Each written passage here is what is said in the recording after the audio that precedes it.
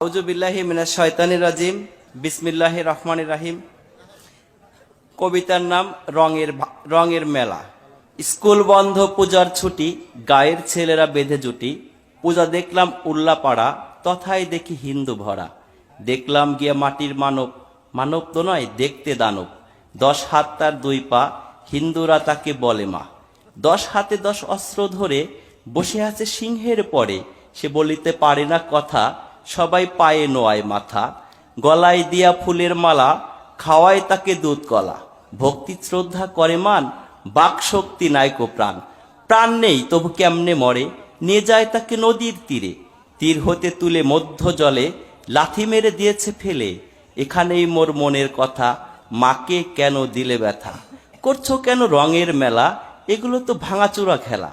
এই খেলাতে নেই কো লাভ, এই খেলাতে শুধুই পাপ। পাল্টিয়ে ফেলো মত, হও শেষ নবীর উম্মত। খোদাকে মানুষ